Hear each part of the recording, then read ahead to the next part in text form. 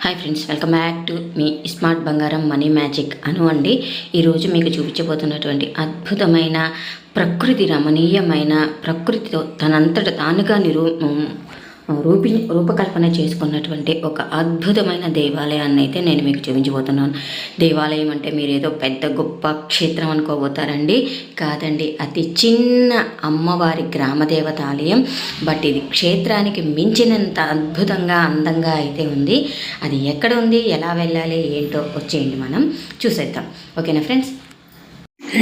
శ్రీకాళహస్తి నుంచి చెన్నై మార్గం గుండా మనం వెళ్ళేటప్పుడు తంగేలపాలెం అనే గ్రామానికి దగ్గరలో బుచ్చినాయుడు కండ్రిగ దాటిన తర్వాత మనకు ఈ అద్భుతమైన వేమాలమ్మ తల్లి ఆలయం అయితే కనబడుతుందండి. ఈ వేమాలమ్మ తల్లి ఆలయం అక్కడ ఉన్న తంగేలపాలెం చుట్టుపక్కల గ్రామాల ప్రజలకి ఈవిడ గ్రామదేవతగా అయితే కొలుస్తారనమాట. శ్రీ వేమాలమ్మ గుడి మీరు చూసారంటే అక్కడి నుంచి మనం రావాలన్నా కూడా రావడానికి మనసు అంగీకరించదనమాట. ఎందుకంటారా, ఇక్కడ మీకు కనబడుతున్నాయి కదండి చెట్లు.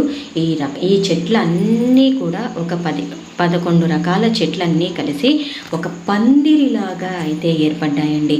అది ఎవరు ఏర్పరిచింది కాదు, ఎవరు తయారు చేసింది కాదు. ప్రకృతి తనంతట తానుగా అమ్మవారి ఆలయానికి ఒక పచ్చని పందిరిలాగా అయితే ఏర్పడడం జరిగింది. ఈ పందిరి మొక్కలన్నీ కూడా మనం మినిమం 9 నుంచి 11 రకాల మొక్కలైతే అక్కడ ఉన్నాయటండి. ఆ మొక్కలన్నీ కలిసి ఇలా పందిరిలాగా, పచ్చని పందిరిలాగా అయితే ఏర్పడ్డాయి. అక్కడ ఉన్నంతసేపు అండి మనం ప్రకృతిలో లీనమైపోయామా, మనం నిజంగానే అమ్మవారి దగ్గర ఉన్నామా, లేకపోతే ఎక్కడైనా ఆకాశంలో ఉన్నటువంటి అద్భుతంలో ఉన్నామా అన్నంత అనుభూతినైతే మనకు కలిగించిందనమాట. ఈ అమ్మవారిని కొలిచే వారందరికీ కూడా తప్పకుండా ఆమె కోరికలు నెరవేరుస్తుందని కూడా అక్కడ ప్రజలైతే చాలా ఎక్కువగా విశ్వసిస్తూ ఉన్నారండి. ఇక్కడ ప్రతి ఒక్క చెట్టు కూడా ఒక అద్భుతమైన వనమూలిక చెట్టుగా అని కూడా చెప్పారు. అలాగే అమ్మవారి ఆలయం చరిత్ర గురించి తెలుసుకుందామంటే మనకు అక్కడ ఆలయానికి సంబంధించిన వారైతే ఎవరు అందుబాటులో లేరండి. అందువల్ల అయితే నేను అది మీకు తెలుసుకోలేకపోయాను. నెక్స్ట్ టైం అయితే నేను ఖచ్చితంగా అమ్మవారి ఆలయం యొక్క చరిత్ర తెలియజేయడానికి ట్రై చేస్తాను. అలాగే ఈ అమ్మవారి దగ్గర మనకు ఈ మొక్కలన్నీ కలిసి చూశారు కదా, సహజ సిద్ధంగా ఒక తీగలతో తయారు చేసిన ఊయలలు ఇంకా ఎన్నో అండి. చెప్పడానికి నాకైతే మాటలు రావట్లేదు. కానీ అంత అద్భుతమైన చెన్నై కాళహస్తి నుంచి చెన్నై వెళ్ళే హైవేలోనే అయితే ఇది ఉంటుందండి. చాలా అద్భుతంగా చింటి పిల్లలు ఇక్కడైతే ఆ ఊయలలో ఊగుతూ చాలా అద్భుతంగా అయితే ఎంజాయ్ అయితే చేయించండి. వీకెండ్స్లో కనుక ఇక్కడ ప్లాన్ చేసుకుంటే అక్కడ అమ్మవారికి పూజా కార్యక్రమాలన్నీ నిర్వహించి అక్కడే వంట కార్యక్రమం చేసుకొని ఎంజాయ్ చేయి. ఇక్కడ చూసారా అండి, ఈ రాతి శిలపైన సహజ సిద్ధంగా ఏర్పడినటువంటి అలల రూపం. సో అక్కడ అమ్మవారిని మనం కొలిస్తే మనకు తప్పకుండా మంచి జరుగుతుందని అయితే మనకు అక్కడ వారైతే వివరించడం జరిగింది. చూసారా, ఒక చెట్టు అలా వలలా అల్లుకుంటూ వెళ్ళి అమ్మవారికి ప్రకృతే నీడని ప్రసాదిస్తూ ఉందండి. అది ఎవరూ ఏర్పాటు చేసింది కాదు. అది మనం ఇక్కడ అద్భుతంగా చూసుకోవాల్సినటువంటి ఈ ఆలయం చూసారా, ఎంత చిన్న ఆలయమో, ఎంతో ముచ్చటగా ఉంది. అందులో ఉన్న అమ్మవారు కూడా ఎంతో అద్భుతంగా అయితే ఉన్నారండి. ఈ ఉయ్యాలలో అయితే నేను కాసేపు ఊగి సరదాగా అయితే ఎంజాయ్ చేయడం అయితే జరిగింది.